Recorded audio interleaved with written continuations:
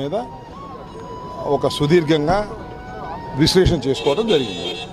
జగన్మోహన్ రెడ్డి గారు కూడా ఆయన అభిప్రాయాలను వివరంగా చెప్పడం జరిగింది. అంటే రాబోయే రోజుల్లో రేపు అసెంబ్లీ సమావేశాలు జరుగుతున్నాయి. రేపటి నుంచి ఎలాంటి వ్యూహంతో ముందుకెళ్ళబోతున్నారు, ఏ అంశాల గురించి ప్రధానంగా పోరాటం చేస్తున్నారు? ఈ 175 మంది 25 మంది పోటీ చేసిన వారి సమక్షంలో జరిగేటటువంటి చర్చ కాదు అది మాకు సంబంధించినటువంటి లెజిస్లేటివ్ పార్టీలు ఆ నిర్ణయాలు తీసుకుంటారు. అంటే ప్రధానంగా ఇంత తక్కువ స్థాయిలో కూడా ఫలితాలు రావడానికి కనీసం 11 స్థానాలకు పడబడడం, దీని వెనకాల ఉన్న ఫలితాలకు సంబంధించి ఎలాంటి పోస్ట్ మార్టం నిర్వహించారు, దాని ఏ అంశాల గురించి చర్చించారు? జిల్లాల వారీగా చెప్పగలిగే అంశాలు ఉంటాయి, కొన్ని చెప్పకూడని అంశాలు ఉంటాయి.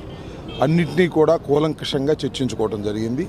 ఈ ఫలితాలకు గల కారణాలను కూడా అన్వేషించడం జరుగుతుంది. ఇంకా కూడా నిర్ణయించుకోవాల్సినటువంటి అంశాలు ఉన్నాయి, ఇంకా విశ్లేషణ చేయాల్సిన అంశాలు కూడా ఉన్నాయి. అంటే ప్రధానంగా రుషికొండ అంశం మీద ఎక్కువ వైరల్ చేస్తుంది ప్రభుత్వం. సరే, ఇప్పుడు ఒక విషయాన్ని మీరు అందరూ గమనించాల్సింది ఏంటంటే, మేము ఓడిపోయి ఉన్నాం.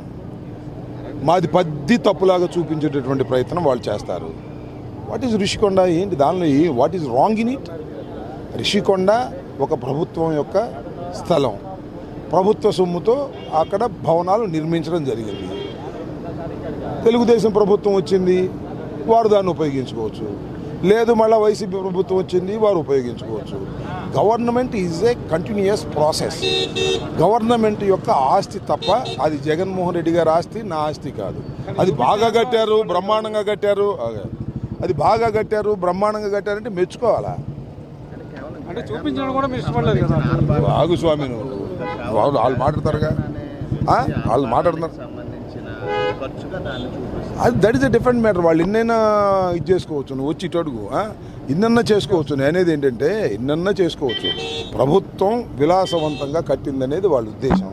అది జగన్మోహన్ రెడ్డి గారు ఉండటానికి కట్టారనేది వాళ్ళ అభియోగం. వాళ్ళ అభియోగాలను వాళ్ళు చేసుకోమని మాకేం అభ్యంతరం లేదు. But it is a government property. Government సొమ్ముతో కట్టింది, గవర్నమెంట్కే చెందుతుంది. అది బ్రహ్మాండంగా కట్టారు, విలాసంగా కట్టారు, జగన్మోహన్ రెడ్డి గారు ఉండటానికి కట్టారు.